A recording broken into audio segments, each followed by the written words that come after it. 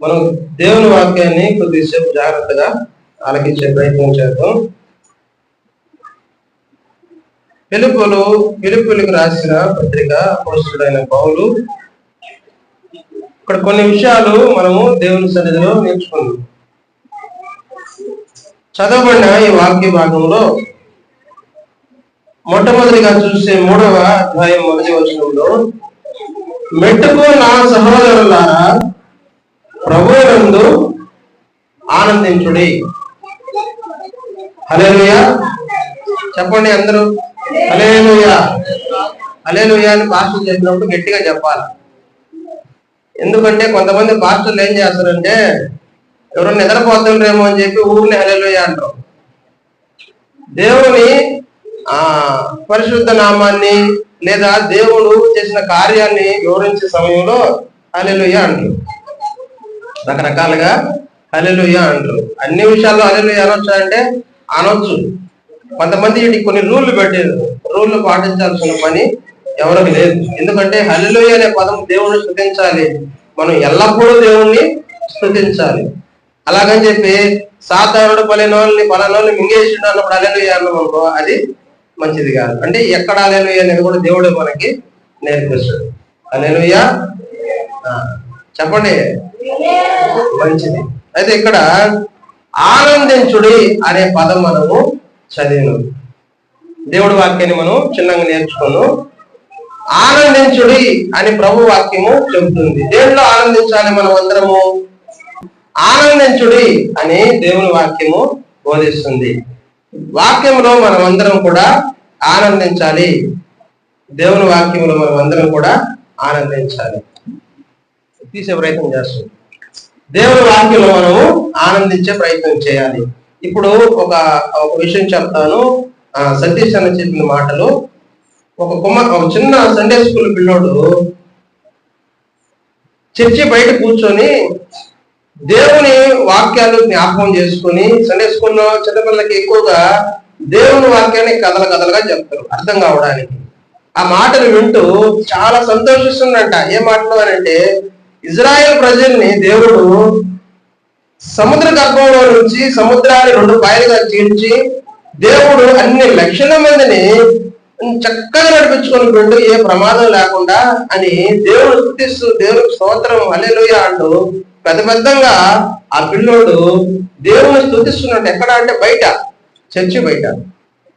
అంతలోకి ఒక బైబిల్ కాలేజీలో చదివిన వ్యక్తి, ఒక పిల్లోడు వచ్చి, అంటే ఒక కుర్రాడు వచ్చి, ఏందో ఈ పిల్లోడు మరి సంతోషంగా ఉన్నాడు, ఆనందంగా ఉన్నాడు, ఏందో చూడాలా అనుకొని దగ్గరికి వెళ్ళి, ఏంద్రా ఎందుకు సంతోషంగా ఉండవు, ఏమైంది, ఎందుకంత ఆనందంగా ఉండవు అని అంటే, అప్పుడు చెప్తున్నాడు ఆ పిల్లోడు, ఇది కూడా నేను సండే స్కూల్లో విన్నాను, కొద్ది గంటలు చెప్తున్నాను వినండి.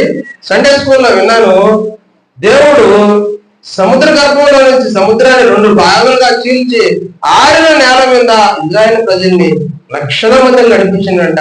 ఎంత గొప్ప దేవుడు కదా మన యేసయ్య అని సంతోషపడుతుందంట. ఈ బైబిల్ కాలేజీలో చదివిన వ్యక్తి, బైబిల్ కాలేజీలో చదివిన వచ్చిన కొంతమందికి ఎట్లున్నదంటే, జ్ఞానం నన్ను మించి జ్ఞానం లేదు అని అనుకుంటారు కదా.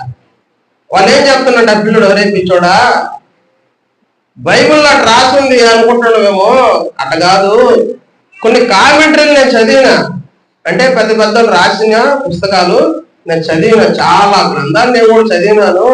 ఆడ ఏముందని ఉందంటే, ఇజ్రాయెల్ ప్రజలు సముద్రంలో నడుచుకోవడానికి, వాళ్ళు నడవడానికి ఆడే పెద్దగా నీళ్లు లేవు, నడిచే భాగంలో అంటే మోకాళ్ళ లోతు నీళ్లు ఉన్న నెలల్లోనే వాళ్ళు నడుచుకుంటా పోయిన రాని లక్షల మంది అని చెప్పిండట. ఈ పిల్లోడికి ఏం అర్థం కాదు. బైబుల్లో ఏమో అట్లా చెప్పిందని సండే స్కూల్ టీచర్ చెప్పింది, కానీ ఇతనేంది ఎడ చెప్తున్నాడు బైబిల్లో, మళ్ళా నేను కాలేజీలో నేర్చుకొని వచ్చిండు కదా, ఏంది ఎడ చెప్తున్నాడు అని ఆ పిల్లోడికి ఏమి అర్థం కాక చాలా మదన పడిపోయిందట. ఏమైందో ఏమో అని మదన పడుతూ ఉంటే, కానీ దేవుడు కదా పిల్లోళ్ళు. అంతలేక ఆ బైబిల్ కాలేజీ వ్యక్తి ఏం చేసిందంటే, ఆహా నేను ఒక వ్యక్తిని నా మాటల ద్వారా ఆకర్షించిన చాలు నాకు అనుకునే సంతోషంగా ఆ కుర్రోడు వెళ్ళిపోతున్నాడు. అంతలోకి చిన్న పిల్లోడు ఉన్నట్టుండి మళ్ళా పెద్దగా కేకరాస్తున్నాడు. ఏమని? దేవుని స్తోత్రం హల్లెలూయా అని పెద్దగా రాస్తున్నాడు. ఆనందిస్తున్నాడు మళ్ళా దేవుళ్ళు. ఆ కుర్రోడికి ఏం అర్థం కాల, బైబుల్ కనేసి కుర్రోడికి నేరుగా వచ్చి, నేను చెప్పింది నీకు అర్థం కాలేదా? ఇజ్రాయెల్ ప్రజల్ని దేవుడు 6 నెలల కింద కదా నడిపించింది, మోకాళ్ళ లోతు నీళ్ళలో నడిపించిండ్రా, నీకు అర్థం కాలేదా అంటే, అవును నువ్వు చెప్పిందేమో నాకు తెలియదు కానీ నువ్వు చెప్పిన దాన్ని బట్టి నేను ఒక మాట చెప్తా, నువ్వు ఎందుకు 6 నెలల మీద నేను నడిపించిండ్రు అని అంటే నువ్వు నమ్మట్లేదు. మోకాళ్ళ లోతులోనే నడిపించింది అంటున్నావు. అదే మోకాళ్ళ లోతు నీళ్ళల్లో ఫరో సైన్యాన్ని, ఆయన గుర్రాల్ని, ఆయన రథాల్ని నా దేవుడు ముంచేసి చంపేసి. హల్లెలూయా. మోకాళ్ళ నేతలు ఎవరో చచ్చిపోతారా? నీళ్ళల్లో ఎవరు కూడా మోకాళ్ళ నీళ్ళల్లో చనిపోరు. కానీ నా దేవుడు అంతమంది శత్రువుల్ని చంపేశాడు. అంటే నా దేవుడు గొప్ప దేవుడు అని ఆ పిల్లోడు ఆనందిస్తున్నాడు. ఎక్కడ ఆనందిస్తున్నాడు? దేవుని హృదయములు, దేవుని వాక్యాన్ని హృదయంలో భద్రపరుచుకొని ఆ వాక్యాన్ని బట్టి ఆ కుర్రోడు, చిన్నపిల్లోడు ఆనందిస్తున్నాడు. హల్లెలూయా. చూడండి, ఆ వ్యక్తి బైబిల్ కాలేజీ వ్యక్తి నోరు మాట మాట్లాడకుండా సైలెంట్ గా వెళ్ళిపోయింది. అంటే చిన్న పిల్లోడికి ఉన్నంత జ్ఞానం కూడా ఆ చదువుకొని వచ్చిన వ్యక్తికి లేదు. ఎందుకు అని అంటే విశ్వాసము అనేది మనలో ఉండాలి. ఏ విశ్వాసం ఉండాలి? ప్రభువుని విడిచిపెట్టే విశ్వాసం కాదు, ప్రభుతోనే ఉండాలా అన్న సంతోషము, ఆలోచన మనం కానీ ఉంటే ఎప్పుడూ మనము ఆనందంగా ఉంటాం, సంతోషంగా ఉంటాం. ఎవరైనా నిన్ను కలవరపరిచే ప్రయత్నం చేసినా సరే నా దేవుడు నాతో ఉన్నాడు అన్న గొప్ప ఆలోచన నీలో ఉంటే నీకు ఎటువంటి బాధలు వచ్చినా, కష్టాలు వచ్చినా, కన్నీళ్ళు వచ్చినా సరే వాటి ఏవి కూడా నిన్ను వెనక్కి తిప్పలేవు. అందుకని వాక్యం చెప్తుంది, మెట్టుకు నా సహోదరులారా ప్రభువునందు ఆనందించుడి. మరలా చెప్తున్నాను, ప్రభువునందు ఆనందించుడి. దేవుళ్ళ మనం ఆనందించాలి, సంతోషంగా ఉండాలని ఆయన కోరిక. ఎప్పుడు చూసినా మనము దేవుళ్ళలోనే ఆనందిస్తూ సంతోషంగా ఉంటే అది ప్రభు నామానికి మహిమ వస్తుంది. ఏడ్చే వాళ్ళు దేవుడికి ఇష్టం. ఆడవడం అంటే బయట లోకం విషయంలో ఆడడం అది దేవుడికి ఇష్టం ఉంది. మనం ఆనందంగా ఉండాలి. మొట్టమొదటి గుర్తుపెట్టుకోండి, దేవునిలో మనము ఆనందంగా ఉండాలి. రెండవ వచనంలో ఉంది, మాదిరిగా చదవండి. కుక్కల విషయమై జాగ్రత్తగా ఉండుడి. మళ్ళా చదువుమా. కుక్కల విషయమై జాగ్రత్తగా ఉండుడి అనే వాక్యము బోధిస్తుంది. కుక్కలు అనగా ఏమి? మీరు తెలిసిన వారు చెప్పండి. ఎవరైనా అప్పుడు కుక్కలు అంటే బయట ఉంటే కుక్కలు కాదు. నాకు కూడా ఫస్ట్ వాక్యం నేను ప్రకటన గ్రంథంలో చదువుతుంటే కుక్కలు అనే మాట ఉంది. అక్కడ కూడా ఎందపై కుక్కలు కనీసం చాకకూడదేమో, ఇంట్లో పెంచుకోకూడదేమో అనుకున్నాను. కానీ ఆ కుక్కల విషయం కాదు. కుక్కలు అనగా కుక్క ఏం చేస్తుంది మీరు చెప్పండి? తెలిసింది, బాగా అర్థం మన పెద్దోళ్ళకైతే తెలుసు. కుక్క ఏం చేస్తుంది? కక్కిందాన్ని మళ్ళీ ఏం చేస్తుంది? మళ్ళా తింటది. దాని స్వభావం అది. కుక్క స్వభావము అలాంటి. కక్కిన ఏదైనా కానీ ఆహారమును అది తినే ప్రయత్నం చేస్తుంది. ఎక్కువగా మాంసం అయితే తింటుంది. అయితే కుక్కలు అని బైబిల్ గ్రంథం చెబుతుంది. ఏమని? కుక్కల విషయమై జాగ్రత్తగా ఉండుడి. కుక్కలు అనగా ఎవరు అని అంటే యేసుక్రీస్తును నమ్ముకొని, యేసుక్రీస్తు దేవుని కుమారుడు, యేసుక్రీస్తు దేవుడు, ఆయన రక్తములోనే పాప విమోచన నాకు ఉంది అని గ్రహించి దేవుడిలో ఎదగకుండా ఎక్కడ వేసిన గొంగళి అక్కడే ఉంటుంది. వాళ్ళలో ఫలింపు ఉండదు, వారి చూపుల్లో ఫలింపు ఉండదు, వారి నోటి మాటల్లో ఫలింపు ఉండదు, వారి వేషధారణలో ఫలింపు ఉండదు, ఏ విషయంలో కూడా ఫలింపు ఉండదు. వాళ్ళు కేవలము దేవుని సంఘములో లేదా బయట లోకంలో కావచ్చు, వాళ్ళ ఇంటి పక్కన వాళ్ళ కాడ కావచ్చు, వాళ్ళ బంధువుల్లో కావచ్చు, పరిశుద్ధులలాగా నటిస్తారు. మంచి వారిలాగా నటిస్తారు. కానీ వారు చేసే అన్ని కూడా చేస్తూనే ఉంటారు. అందుకనే దేవుడు అంటాడు, యేసయ్య పరిశుద్ధమైనది కుక్కలకు పట్టకుడి. అంటే పరిశుద్ధమైనది ఏంటంటే దేవుని వాక్యం పరిశుద్ధమైనది. ఈ పరిశుద్ధమైన దేవుని వాక్యాన్ని కుక్కల ఎదుట వేయకూడదని దేవుడు మాట్లాడుతున్నాడు. అంటే కుక్కలు అని అంటే చేసి అంటే వదిలేసిన పాపాన్ని, వదిలేసిన పాపాన్ని, అది ఏదైనా కానివ్వండి, ఏ పాపమైనా సరే మనం వదిలేసినాం, మరలా మనం తిరిగి అదే పాపం చేస్తున్నాం అనుకోండి, అప్పుడు మనము కుక్కలం అవుతాం. మనము, మీరైనా సరే నేనైనా సరే, వదిలేసిన పాపాన్ని, ఏ పాపాన్ని బట్టి దేవుడు నిన్ను క్షమించి ఆయన రక్తంలో కడిగి నిన్ను పవిత్రపరిచి ఆయన సన్నిధికి రానిచ్చుకున్నాడు, అదే పాపాన్ని నువ్వు మరలా తిరిగి చేసిన వరకు అప్పుడు దేవుడు నిన్ను కుక్క అంటాడు,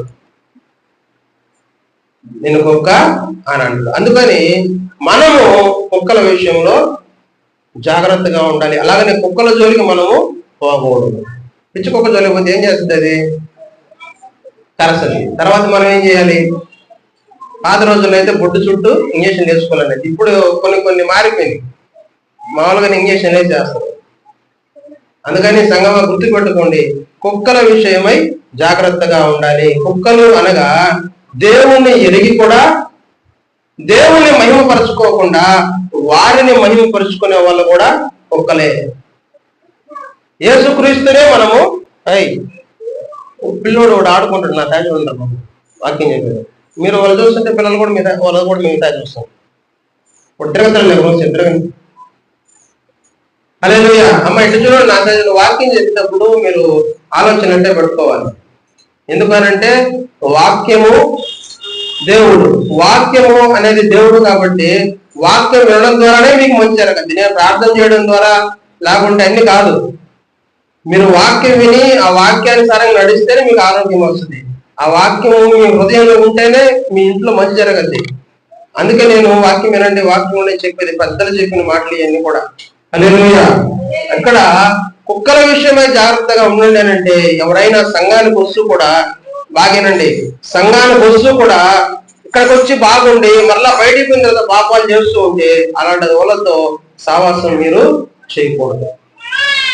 ఊరిని ఉదాహరణకు చెప్తాను అర్థం కావడానికి. ఇప్పుడు మనం అందరం మందిరానికి వచ్చినాము, వచ్చిన తర్వాత బాగా చక్కగా ఉన్నాం, ఎవరెవరు బయట ఏం చేస్తాం మనం ఎవరో తెలియదు, ఆయన తప్ప, దేవుడికి తప్ప ఎవరో తెలియదు కదా. మనం ఇక్కడ చక్కగా అందరితో వందనాలు చెప్పుకుంటూ మనం ప్రార్థన చేసుకుంటూ ప్రార్థన అవసరాలు తీర్చుకుంటూ కానుకలు వేస్తూ బల చేసుకుని బయటకు వెళ్ళిపోతాడు. బయటికి పోయిన తర్వాత ఎవరైనా పురుషులు కావచ్చు, తాగితే మందు తాగే వాళ్ళు ఉంటారు కదా కొంతమంది. ఇప్పుడు ఉండే వాళ్ళు మన వాళ్ళు మంచోళ్ళు కాబట్టి నేను తాగతారో తెలియదు. ఒకవేళ తాగే వాళ్ళు ఉంటే వాళ్ళని దేవుడు కుక్కలుగా పలచ్చు. అందుకని ఇలాంటి వాళ్ళతో జాగ్రత్తగా ఉండాలి. అంతేకాకుండా తాగే వాళ్ళనే కాదు, ఏ విషయంలోనే సరే దుర్మార్గులుగా ఉండే వాళ్ళతో దూరంగా ఉండడమే మంచిది. ఏ పాపం విషయంలో వారు తెగించి పాపం చేస్తున్నా కూడా అలాంటి వాళ్ళ విషయంలో మనము దూరంగా ఉండడమే మంచిది. తర్వాత చదవండి, దుష్టులైన పనివారి విషయమై జాగ్రత్తగా ఉండుడి. ఇక్కడ దుష్టులైన పనివారి అంటుంది. దుష్టులైన పనివారు అంటే ఎవరు? సేవకులు. ఈ సేవకులు ఏం చేస్తున్నారంటే, నాకు తెలిసింది నేను చెప్తాను, వినండి మీరు జాగ్రత్తగా. ఒకసారి నేను మా పాస్టర్ కూడా వచ్చిందో లేదు గుర్తులేదు, మేము ఏలూరుకు పోతున్నాం. ఏలూరు అంటే రాజమండ్రి, విజయవాడ అవతల ఏలూరు. ఎందుకు అంటే నేను మా పాస్టర్కి అభిషేకం, అక్కడ పాస్టర్లుగా అభిషేకం ఇస్తాను. అప్పుడు మేము ఏలూరుకు పోతున్న సమయంలో ట్రైన్లో పోతా ఉన్నాం. ట్రైన్లో పోతున్న సమయంలో ఒక ఆయన బాగా దాన్ని ఏమంటారయ్యా, ఇన్సెట్ చేసుకొని ఉన్నాడు, చక్కగా ఉన్నాడు పాస్టర్ గారు. ఆయన చూడగానే పాస్టర్ అని అనుకుంటాడు, ఎందుకంటే ఆయన అవతారము వేషధారణ అంటే బట్టలు తెల్లంగా లేవు, మామూలు రంగు బట్టలే, కాకపోతే చక్కగా ఉన్నాడు, మాట్లాడే రీతి కూడా పాస్టర్ గారే అనిపించేటట్టు ఉన్నాడు. నేను మా పాస్టమ్మ పక్కన కూర్చున్నాం, మా ఎదురుగానే కూర్చున్నాడు, మాట్లాడుతున్నాడు, ఆ మాట ఏ మాట చెప్తున్నాడు. మేము క్రైస్తవులమని ఆయన తెలియదు, ఆయన పాస్టర్ అని నేను అనుకుంటున్నాడు అంతే, దేవుడు నాకు తెలియజేస్తున్నాడు అంతే. అయితే మా పక్కన ఒక పెద్ద అమ్మ కూర్చొని, ఆయన వయసు పెద్ద వయసు, ఆయన వయసు చాలా పెద్ద వయసు. మా పక్కన ఒక పెద్ద అమ్మ కూర్చొనింది, ఆమెతో మాట్లాడుతున్నాడు. ఆయన ఊరినే ఆమె తగలుతాడు, బాగేనండి, ఆమెని తగలుతున్నాడు. పాస్టర్ కదా, తగలాల్సిన పని ఏముంది స్త్రీలని, ఎవరైనా కానివ్వండి, వయసు కానివ్వండి, వయసు ముదిరినోళ్ళు కానివ్వండి. అంటే ఇక్కడ ఏం చెప్తుంది వాక్యము? దుష్టులైన, చదవండి, దుష్టులైన పని వారి విషయమై జాగ్రత్తగా ఉండండి. ఏం చేస్తున్నాడు? తగలుతాడు ఊరిని. ఆమె తగలుతుంటే ఆమె భలే కోపం వస్తుంది.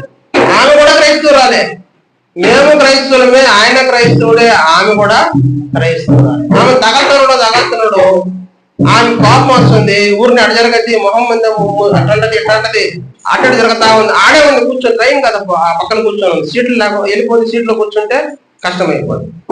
దూర ప్రయాణాలు అయ్యండి, దగ్గర ప్రయాణాలు కాదు. అలాగ ప్రయాణం చేస్తూ ఉన్న సమయంలో ఆయన తగలుతున్నాడు. అప్పుడు బాత్రూమ్ కాడకు పోయాడు. ఆయన పోతే ఆమె చెప్తుంది, మా ఊరికి ఒకసారి వచ్చిండే ఆయన, వచ్చి పెళ్లి చేసిండట, ఎవరింట్లోనో పెళ్లి ఆయనే చేసిండట. పెళ్లి చేసిండో పెళ్లి కూర్చునేది చెప్పింది ఆయన. చెప్తే చూడు ఎట్టనోడు ఆ మనిషి, పాస్టర్ వల్ల ఊరే తగలుతుండు అని మాకు చెప్తుంది. ఏం చేయాలి? ఇలాంటి వాళ్ళు ఏం చేయాలా? దుష్టులైన పనివారు అంటే హృదయములో దేవుడు లేనప్పుడు ఎంత పెద్ద సేవకుడైనా సరే, ఎంత మంచి సేవకుడైనా సరే వాడు దుష్టుడే. భేదములు, మత భేదములు పెట్టించు వారికి 1-2 సార్లు బుద్ధి చెప్పు, లేదా వాడిని విడిచిపెట్టి వాడిని అన్యుడుగా ఎంచుకో అని బైబిల్ గ్రంథము చెబుతుంది. అంటే సంఘాలలో కూడా యేసుక్రీస్తును నమ్ముకున్న తర్వాత కూడా కొంతమంది పాస్టర్లు ఏం చేస్తున్నారంటే కులాల మధ్య చిచ్చు పెడుతున్నారు. ఇది కులము, నాది, కులాల మధ్యలో ఇది పెడుతుండ్రు. అలాగనే మతాల మధ్యలో కూడా ఇది పెడుతుండ్రు. నేను ఎన్నోసార్లు అక్కడికి వచ్చిన తర్వాత చెప్తూనే ఉండా, మనమందరం కూడా యేసుక్రీస్తును నమ్ముకున్న తర్వాత అందరం కూడా క్రైస్తవులమే. మనకి మరలా సపరేట్గా ఏమి లేవు. మత భేదాలు పెడతారు. భేదాలు పెట్టే వాళ్ళు కూడా దుష్టులైన పనివారు. సంగమా వినండి, వీరితో మనము జాగ్రత్తగా ఉండాలి. నేను ఎంతకాలం ఉంటానో నాకే తెలియదు. దేవుడు ఒకవేళ ఏరు దగ్గర బారా అని చెప్పి పిలిపించి నన్ను వెళ్ళిపోతా.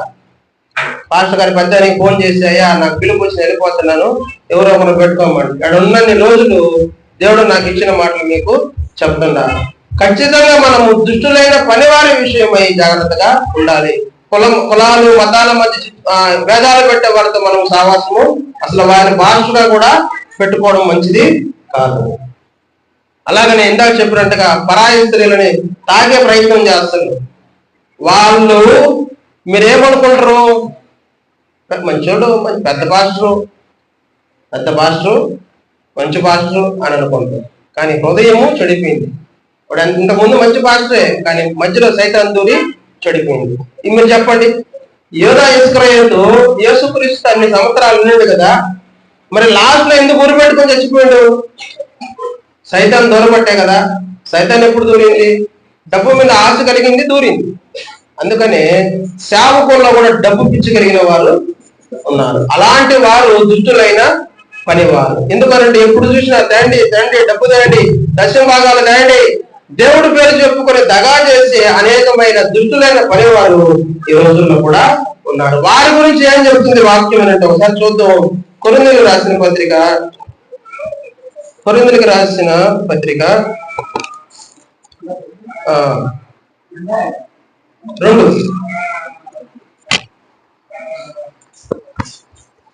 2వ పత్రిక 11వ అధ్యాయము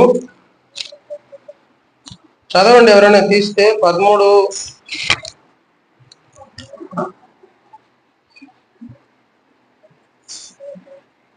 2 కొరింథీ 11వ అధ్యాయము 13వ వచనం చదవండి. మనం సేవకుల గురించి, దుష్టులైన పనివారి గురించి మాట్లాడుతున్నాం. చదవండి, 13 చదవండి. ఏలయనగా అటివారు క్రీస్తు యొక్క అపోస్తుల వేషము ధరించుకున్న వారై ఉండి దొంగ అపోస్తులను మోసగాండ్రకు పనివారులై ఉన్నారు. ఎవరి గురించి మనం నేర్చుకుంటున్నాం? దుష్టులైన పనివారి గురించి. ఇక్కడ వాక్యం ఏం చెప్తుంది అంటే, వాళ్ళు అపోస్తుల వేషం ధరించుకొని ఉన్నారు. అపోస్తులు అంటే దేవుని సేవకులు. దేవుని సేవకుల వేషము ధరించుకొని వాళ్ళు ఏం చేస్తున్నారంటే దొంగ అపోస్తులుగాను మోసగాండ్రకు పనివారునై ఉన్నారు.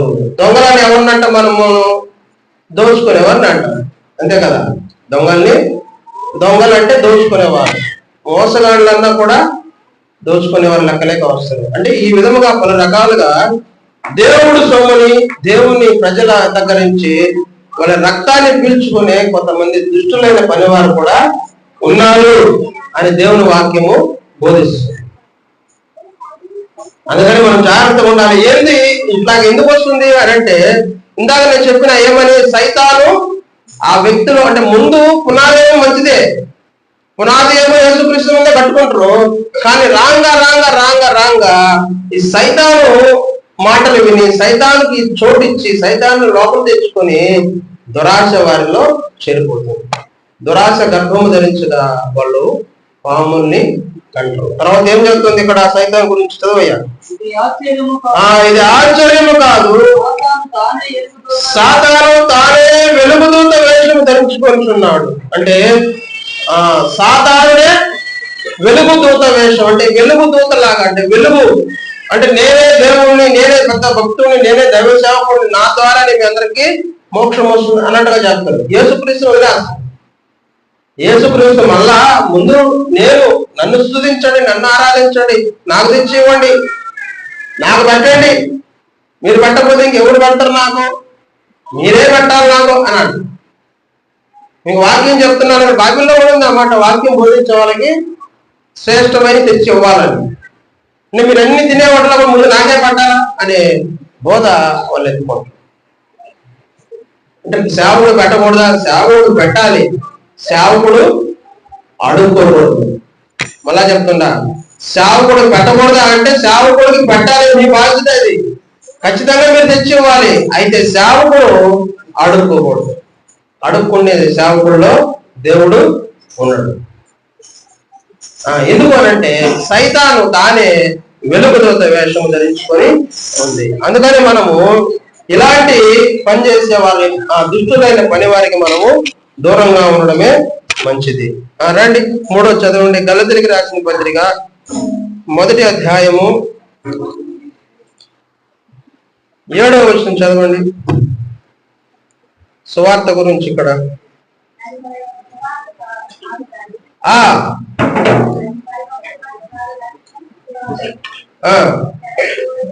చెరపగోరి మిమ్మల్ని కలవరపరచు వారు కొందరున్నారు. అంటే ఇక్కడ యేసుక్రీస్తుని వీళ్ళు ఏం చేస్తున్నారంటే, కొంతమంది పౌలు చెప్తున్నాడు, యేసుక్రీస్తు ద్వారానే పాప క్షమాపణ కలుగుతుంది అని పౌలు అంటాడు.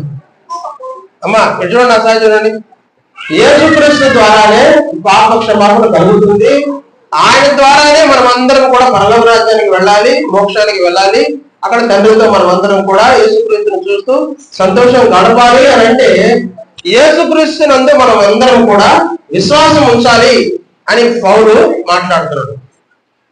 కానీ కొంతమంది భక్తులు అప్పటికప్పుడే, అంటే ఏదే యూదులలో ఉన్న ప్రజలు ఏం చేశారంటే, కొంతమంది యేసుక్రీస్తుని దేవుని కుమారుడుగా అంగీకరించి మరలా వాళ్ళు వచ్చి ఏం చేస్తున్నారంటే, ధర్మశాస్త్రాన్ని మనం పాటించాలి, ధర్మశాస్త్రాన్ని పాటించాలి, మోషే రాసిన ధర్మశాస్త్రంలో ఉండే కొన్ని అన్ని కూడా మనం పాటించాలి అనే ఒక రూలు ఆనాడు ఉన్న కొంతమంది క్రైస్తవులు తీసుకొచ్చి పెట్టి ఇదే సువార్త అని చెప్తారు. అంటే ఏ సువార్త? మోషే ఏం నియమించాడు ధర్మశాస్త్రంలో అంటే సున్నతి కార్యక్రమాన్ని మోషే నియమించాడు. అంటే ప్రతి పురుషుడు కూడా 8 సంవత్సరాలు లేదా 8 రోజులు అయిన తర్వాత మగపిల్లలకి సున్నతి చేయాలి అనే ఆచారాన్ని మోషే, అంటే యేసుక్రీస్తు పుట్టక ముందు చాలా వేల సంవత్సరాలకు ముందే ఆ శాస్త్రాన్ని నియమించాడు. అబ్రహాం కాడి నుంచి ఆ విషయాలన్నీ ఉన్నాయి దేవుడు నియమించిన కట్టడలు. అలా చేస్తే చాలు, సున్నతి చేసుకుంటే చాలు, వాళ్ళందరూ కూడా పరలోక రాజ్యానికి వెళతారు. మంచి పనులు చేయాలి, దేవుడు చెప్పినట్టుగా మంచి పనులు చేయాలి. ఇంకా మనం అనేకమైన మంచి కార్యాలలో, దాన ధర్మాలలో కూడా అన్నిట్లో మనం మంచిగా ఉంటే చాలు అన్నట్టుగా, అంటే సంపూర్తిగా యేసునందే విశ్వాసం ఉంచుకోవాల్సిన పని లేదు. మనం మంచి పనులు చేసినా సరే దేవుడి దగ్గరికి వెళ్ళిపోతాం, సున్నతి కార్యక్రమాలు చేసుకున్నా సరే మన బిడ్డలకి మనం దేవుని దగ్గరికి వెళ్ళిపోతాం అన్న బోధ ఆనాడు ఉన్న యూదుల్లో నుంచి క్రైస్తవులుగా మారిన ప్రజలు చేసే ప్రయత్నం చేశారు. అప్పుడు అందుకని ప్రభు ఈ అపోస్తలుడైన పౌలుతో మాట్లాడి ఆయన ద్వారా ఇక్కడ మాట్లాడచ్చు. ఏమన్నది ఇక్కడ 6వ వచనంలో, క్రీస్తు కృపను బట్టి మిమ్మల్ని పిలిచిన వారిని విడిచి భిన్నమైన సువార్త తట్టుకు మీరేంత త్వరగా తిరిగిపోవడం చూడగా నాకు ఆశ్చర్యం అవుతున్నది. అంటే యేసుక్రీస్తు మిమ్మల్ని పిలిచింది, రండి ప్రయాసపడి భారం మోసుకోవాల్సిన సమస్య దేవుడా నా ఎందుకు రండి, నేను మీకు విశ్రాంతిని ఇస్తానని ప్రభు అంటున్నాడు. ఆయన చెప్పి ఆయనే పిలుచుకోలేండు. తర్వాత మీరు సంఘంలో చేర్చబడేరు. సంఘంలో ఒక కుటుంబంగా మీరు కట్టబడుతున్నారు.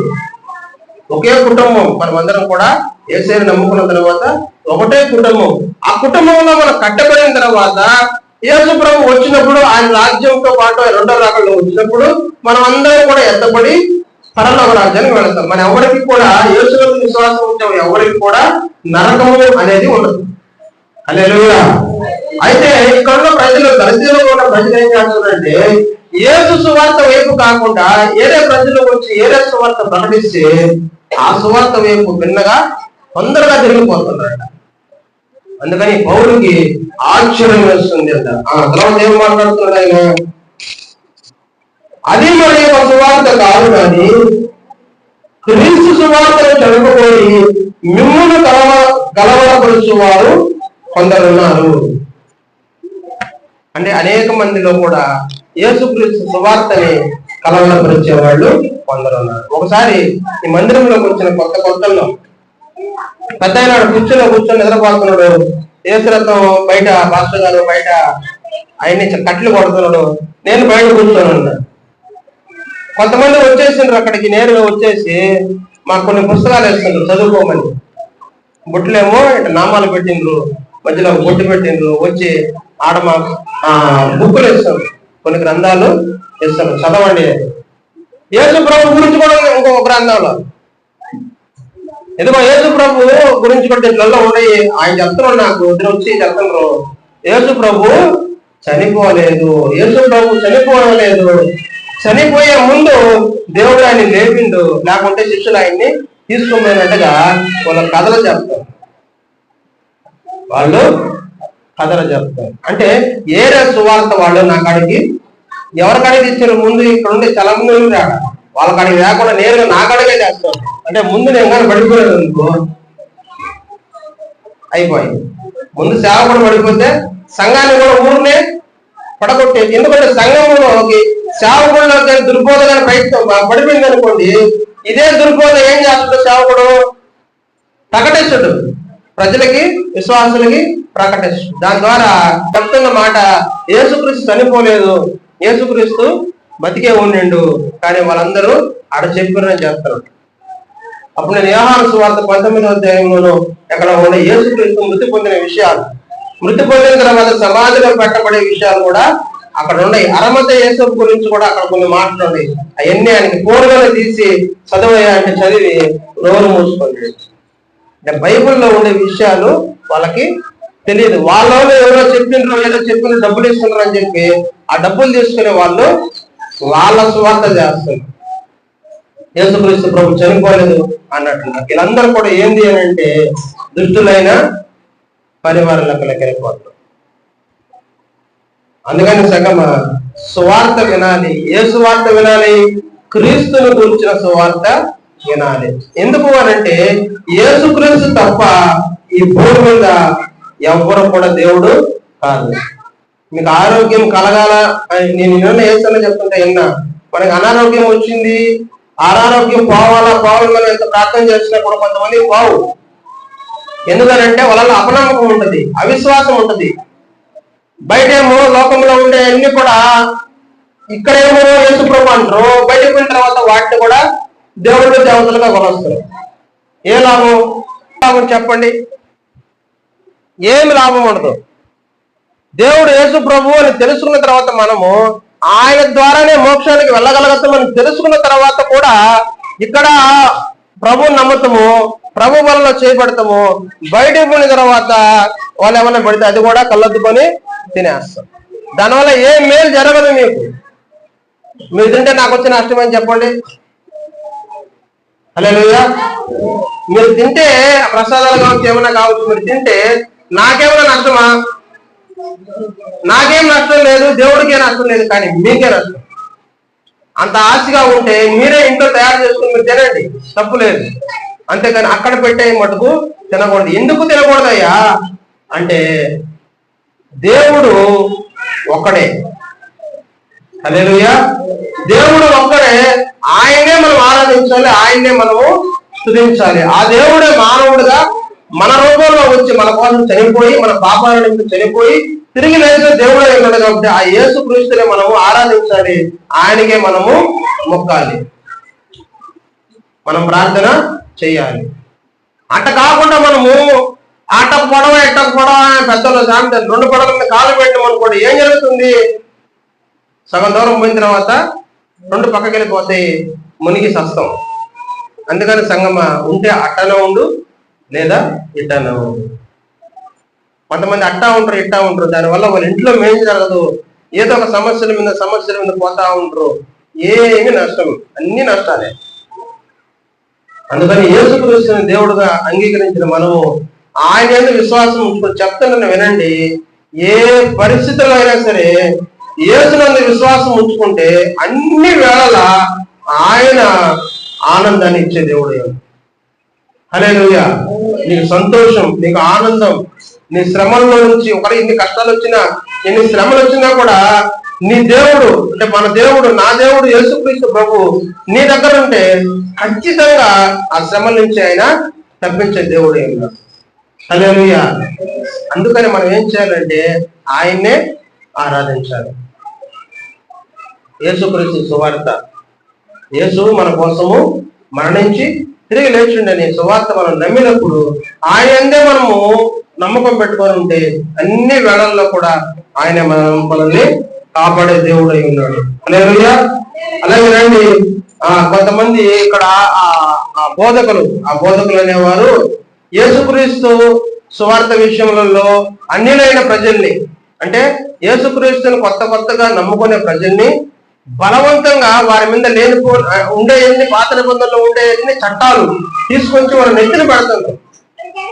వారి నెత్తిన పెడుతున్నారు, ఎటు ఉండకూడదు, అటుండాలా, అటుండకూడదు, ఇటుండాలా, అట్లా ఉండకూడదు, ఎట్లా ఉండకూడదు, అద్దెనకూడదు, ఎద్దెనకూడదు, అన్ని చట్టాలు వాళ్ళ నెత్తిన పెట్టేస్తారు.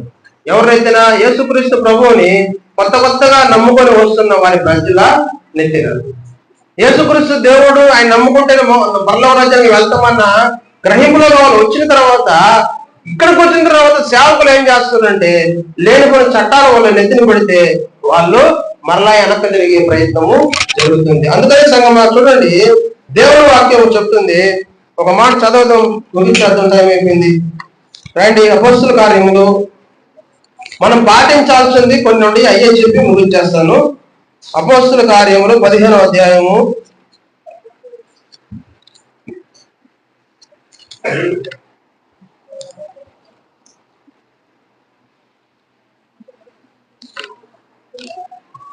19వ చదవండి. 15-19.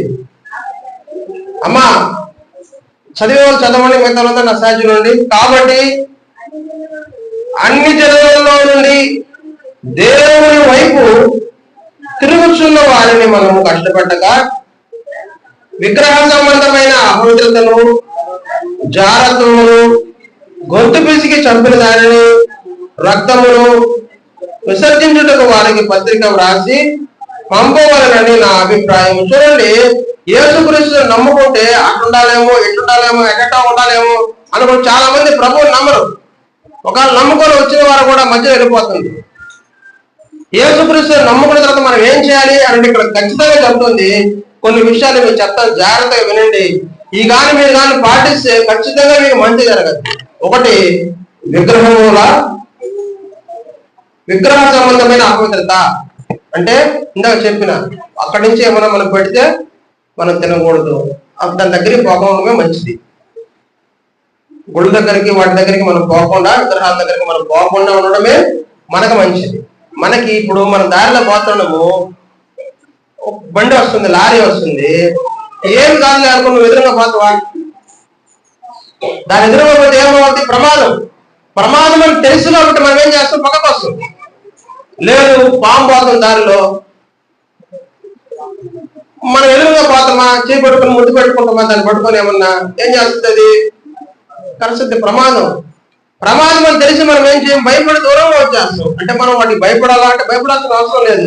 మనం దూరంగా ఉంటే చాలు. మన కష్టం మనం సంపాదించుకుంటున్నాను, మన తిండి మనము తింటున్నాం. దీనికి మనము వాటికి దూరంగా ఉంటే మనకి మేలు. ఇంకా రెండవది జారత్వమును, అంటే భార్యాభర్తల సంబంధం తప్ప ఏరే సంబంధం ఉంటే అది పాపమే, దానికి మనం దూరంగా ఉండాలి. తర్వాత గొంతు పిసికి చంపిన దానిని. కొంతమంది ఏం చేస్తారంటే తెలియని ప్రజలు, అమాయకమైన ప్రజలు వాళ్ళు అంటారు కదా, వాళ్ళు ఏం చేస్తారంటే పక్షులను పట్టుకొని గొంతు పిసికి చంపేస్తారు. చంపేసి దాన్ని వండుకొని తినేస్తారు. అట్లా తినకూడదు.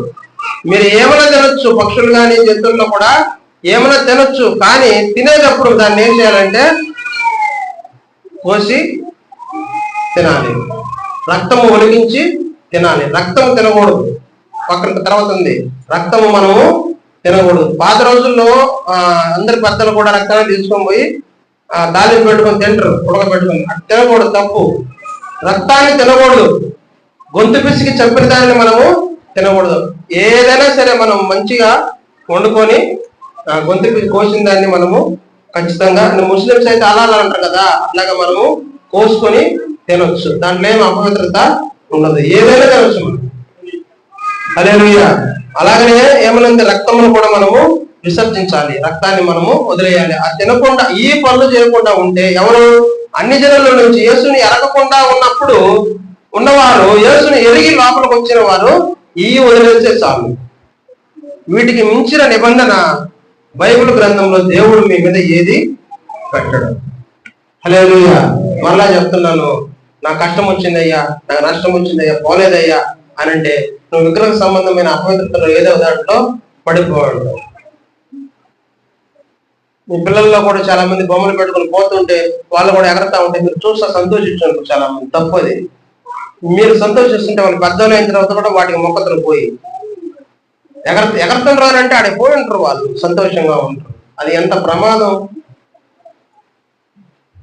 అది దేవుడు కాదు, దేవుడు మనుషులు చేసిన ఒకే. కాబట్టి మీకు చెప్తున్నా వినండి, దేవుడు ఒక్కడే, ఆయన పరలోకంలో ఉన్నాడు. ఆయన దగ్గరికి మనం వెళ్ళాలి అని అంటే యేసుక్రీస్తు ద్వారా తప్ప మనం ఎవరి ద్వారా వెళ్ళలేము. ఆయన నమ్ముకున్న మనము ఇదిగో ఈ పనులు చేయకుండా ఉంటే మనకి మేలు జరుగుతుంది.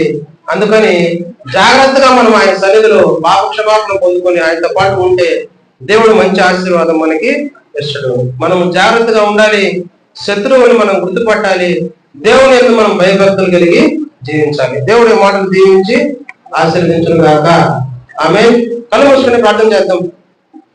ప్రేమ కలిగిన మా ప్రియ పరలోకపు తండ్రి, మహోన్నతమైన దేవ, పరిశుద్ధమైన తండ్రి, అయ్యా ఇదిగో నాయనా, మేము ఆనందించాలని, ఎప్పుడూ ఆనందంగా ఉండాలని, సంతోషంగా ఉండాలని నీ వాక్యములో నువ్వు బోధించు. అలాగనే ప్రభువా, కుక్కల విషయమై జాగ్రత్తగా ఉండాలని, కుక్కలు ఎలాగ ఉన్నాయో అలాగే మేము జీవించకూడదని నీ వాక్యంలో మేము విన్నాము నాయనా. అలాగనే దుష్టులైన పరివారం నుంచి మేము నేర్చుకున్నాం ప్రభువా. దుష్టులైన పరివారం ఇదిగో అపవిత్రతలో, కామాతురాతలో ఉంటారు, ధనమోహంలో పడి ఉంటారు, వారు సుఖానుభవంలో నిండి ఉంటారని ప్రభువా మేము తెలుసుకుని ఉంటుంది. అలాగే మేము బతకూడదు నాయన. అలాగనే ప్రభువా ఇదిగో నాయన, సువార్త, విభిన్నమైన సువార్త, లోకంలో అనేకమైన సువార్తలు ఉన్నాయి, కానీ మా నమ్మకం, మా విశ్వాసం నీ సువార్తలోనే, క్రీస్తు సువార్తలోనే మేము జీవించాలని నువ్వు ఇచ్చిన మాటలను బట్టి నీకు స్తోత్రాలు తెలియజేసుకుంటుంది. అంటే ఈ మాటలు వృధాకపోకుండా నీ చిత్తానుసారంగా నువ్వు నెరవేర్చి యేసుని మహిమపరచమని పరిశుద్ధాత్మ నుంచి ఈ వాక్యాలను మనకు బోధించినందుకు తండ్రి నీకు మాత్రమే కృతజ్ఞత చెల్లించుకుంటాం. యేసు నామములో ప్రార్థన అర్పిస్తున్నాము తండ్రి. ఆమేన్.